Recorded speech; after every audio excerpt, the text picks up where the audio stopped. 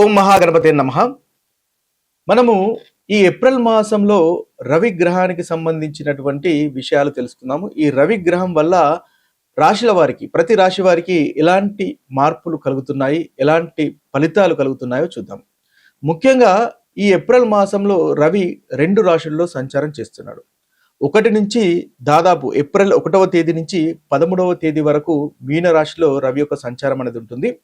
ఆ తరువాత అంటే దాదాపు 14 నుంచి ఈ మాసము చివరి వరకు అంటే 30వ తారీఖు వరకు కూడా మేష రాశిలో రవి యొక్క సంచారం అనేది ఉంటుంది. అంటే ఈ రవి యొక్క సంచారము మీన రాశిలోను మేష రాశిలోను ఈ 2 రాశుల్లో ఈ ఈ మాసంలో ఉంటుంది. ఈ రాశి ఈ యొక్క సంచారాన్ని ఆధారంగా చేసుకొని మనము అన్ని రాశుల వారికి ఎలాంటి ఫలితాలు కలుగుతున్నాయి, ఎలాంటి అనుకూలత ప్రతికూలత ఫలితాలు కలుగుతున్నాయో చూద్దాము. కర్కటక రాశి వారికి ఏప్రిల్ మాసంలో ఉన్నటువంటి రవిగ్రహం యొక్క మార్పు వల్ల గనక మనం చూసినట్టయితే ఈ కర్కటక రాశి వారికి ముఖ్యంగా 9వ స్థానంలోను అదేవిధంగా 10వ స్థానంలోను రవి యొక్క సంచారం అనేది ఉంటుంది. అంటే రవి వీరికి ఏప్రిల్ 13 వరకు 9వ స్థానంలోను సంచారం చేస్తాడు. ఆ తర్వాత ఏప్రిల్ 14 నుంచి మొదలుకొని 30వ తేదీ వరకు 10వ స్థానంలో సంచారం చేస్తాడు. అయితే 9వ స్థానంలో సంచారం చేస్తున్నప్పుడు రవికి చాలా చక్కటి ఫలితాలు కలుగుతాయి. అయితే ముఖ్యంగా తండ్రి గారితో ఏదైనా గొడవలు ఉండే అవకాశాలు కనిపిస్తున్నాయి, లేదా తండ్రి గారికి ఆరోగ్య సమస్యలు ఏదైనా వచ్చే అవకాశాలు కనిపిస్తున్నాయి. కాబట్టి ఈ 2 విషయాల్లో జాగ్రత్త పడండి, తద్వారా మంచి ఫలితాలు మీరు పొందగలుగుతారు. అయితే ఏప్రిల్ 14 నుంచి మొదలుకొని వీరికి చాలా చక్కటి కెరీర్ విషయంలో చాలా చక్కటి అనుకూలమైనటువంటి ఫలితాలు కలుగుతున్నాయి. ముఖ్యంగా రవి దశమ స్థానంలో దిగ్బలి, అదేవిధంగా మేషరాశిలో ఉచ్చ స్థితిని పొందుతాడు. కాబట్టి వీరికి కెరీర్ విషయంలో చాలా చక్కగా ఉంటుంది. 2వ అధిపతి ధన విషయంలో చాలా చక్కగా ఉంటుంది. ఏప్రిల్ 14 నుంచి మొదలుకొని కర్కటక రాశి వారికి కుటుంబానికి సంబంధించినటువంటి విషయాల్లో కానీ, ధనానికి సంబంధించినటువంటి విషయాల్లో కానీ, కెరియర్కి సంబంధించినటువంటి విషయాల్లో కానీ చాలా చక్కటి అనుకూలమైనటువంటి ఫలితాలు ఉంటాయి. ప్రోగ్రెసివ్గా ఉంటుంది. మీరు అనుకున్నటువంటి గోల్స్ కూడా సాధించేటటువంటి అవకాశాలు మనకు అధికంగా ఈ మాసంలో 2వ భాగంలో మీరు కనిపిస్తున్నాయి. ముఖ్యంగా మీ యొక్క మాటకు విలువ అనేది పెరుగుతుంది. అదేవిధంగా ఆరోగ్యానికి సంబంధించినటువంటి విషయాల్లో కూడా చాలా చక్కగా ఉంటుంది, అనుకూలంగా ఉంటుంది. ముఖ్యంగా ఈ రాశి వారికి 2వ భాగంలో అనుకూలత అధికంగా ఉంటుంది. మీ యొక్క పై అధికారుల నుంచి ప్రశంసలు పొందేటటువంటి అవకాశాలు కనిపిస్తున్నాయి. రికగ్నేషన్స్ కూడా ఉంటాయి. ధనలాభం అంటే శాలరీ విషయంలో కానీ, ప్రమోషన్ విషయంలో కానీ, ఏదైనా ఇన్కమ్ సంబంధించినటువంటి విషయాల్లో ప్రోగ్రెస్, హైక్ అనేది అధికంగా మనకు ఈ మాసంలో ఈ రాశి వారికి కనిపిస్తుంది. స్థూలంగా 2వ భాగంలో 14 నుంచి ఏప్రిల్ 14 నుంచి ఈ రాశి వారికి, కర్కటక రాశి వారికి అనుకూలంగా మనకు గోచరిస్తుంది. గ్రహాల్లోకెల్లా సూర్యుడు చాలా ముఖ్యమైనటువంటి గ్రహము. జ్యోతిష శాస్త్రరీత్యా సూర్యునికి చాలా అధికమైనటువంటి ప్రాధాన్యత ఇవ్వడం అనేది జరిగింది. అయితే ఈ సూర్యుడు మనకు చాలా విషయాలకు కారకత్వం వహిస్తాడు. ముఖ్యంగా ఆత్మకు అంటే సెల్ఫ్కు సంబంధించినటువంటి విషయాల్లో సూర్యుడు కారకత్వం వహిస్తాడు. అదేవిధంగా ఆత్మవిశ్వాసం, కాన్ఫిడెన్స్కు సంబంధించినటువంటి విషయాల్లో కూడా సూర్యుడు ప్రాతినిధ్యం వహిస్తాడు.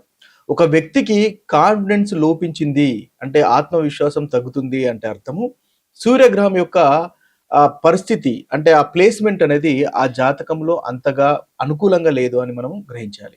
అయితే అదే కాకుండా సూర్యుడు మనకు తండ్రికి సంబంధించినటువంటి విషయాల్లో కూడా ప్రాతినిధ్యం వహిస్తాడు.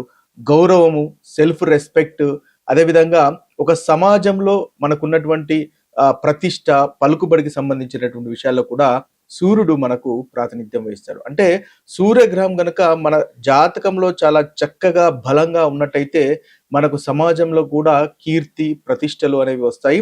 అదేవిధంగా మంచి హోదా వస్తుంది, గౌరవం అనేది కూడా కలుగుతుంది.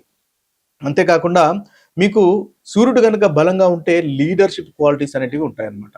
అంటే మీరు ఒక టీం లీడ్ చేసిన, ఒక రాజకీయ నాయకులైనా, పొలిటీషియన్స్ అయినా వీరందరికీ రవి ఎప్పుడైతే చాలా బలంగా ఉంటాడో, సూర్యుడు ఎప్పుడైతే చాలా బలంగా ఉంటాడో వారికి చక్కటి లీడర్షిప్ క్వాలిటీస్ అనేవి వస్తుంటాయి అన్నమాట. అయితే ఎప్పుడైతే సూర్యుడు అంతగా అనుకూలంగా లేనట్టయితే ఏదైతే మనం ఇప్పుడు కారకత్వాలు చెప్పుకున్నామో ఆ కారకత్వాల్లో లోపం అనేది ఉంటుంది.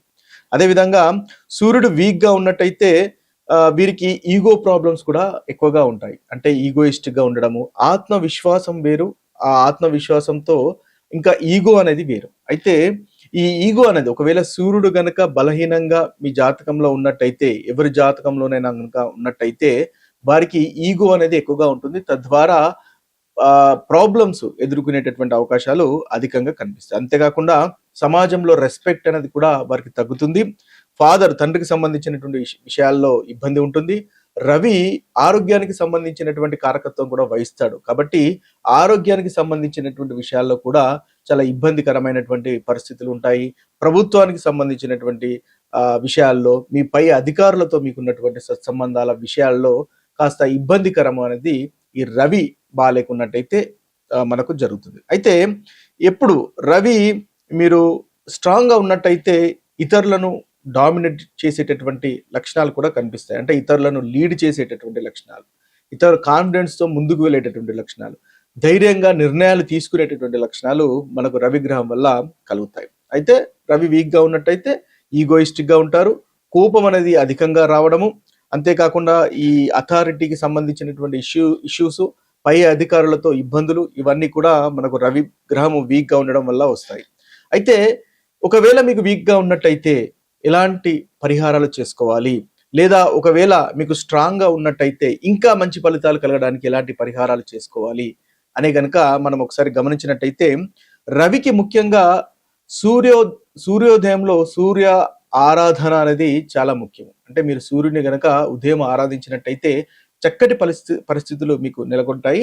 అదేవిధంగా ఆత్మవిశ్వాసం పెరుగుతుంది. మీరు అనుకున్నటువంటి పనులు సాధించగలుగుతారు. ముఖ్యంగా ఓం సూర్యాయ నమః అనేటటువంటి మంత్రాన్ని ఎవరికైతే రవి బాలేడో మీ యొక్క జాతకంలో వారు రోజుకు 11 సార్లు కానీ లేదా 21 సార్లు కానీ జపించినట్టయితే మీకు రవికి సంబంధించినటువంటి అనుగ్రహం అనేది పెరుగుతుంది. తద్వారా చాలా చక్కటి ఫలితాలు మీకు కలుగుతాయి. అదేవిధంగా సూర్య నమస్కారాలు కూడా చేయడం వల్ల యోగాలో ఒక భాగం. సూర్య నమస్కారాలు కూడా చేయడం వల్ల మీకు సూర్యుని వల్ల ఏదైతే సూర్యుడు బాగాలేకపోతే కలిగేటటువంటి అనారోగ్యాలు కూడా తొలగిపోయి చక్కటి ఆరోగ్యం కూడా కలుగుతుంది.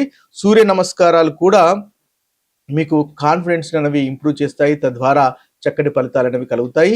సొసైటీలో రెస్పెక్ట్ కానీ, అదేవిధంగా అధికారుల మధ్య ఆ సత్సంబంధాలు కానీ నెలకొనేటటువంటి అవకాశాలు మనకు అధికంగా ఉంటాయి. అదేవిధంగా తల్లిదండ్రులను గౌరవించడం కూడా సూర్యునికి సంబంధించినటువంటి ఒక పరిహారంగా మనం చెప్పవచ్చు. ముఖ్యంగా తండ్రిని గౌరవించినట్టయితే లేదా పెద్దలను తండ్రి సమానంలో కనుక గౌరవించినట్టయితే సూర్యునికి సంబంధించినటువంటి చక్కటి పరిహారంగా కూడా మనకు ఉపయోగపడుతుంది.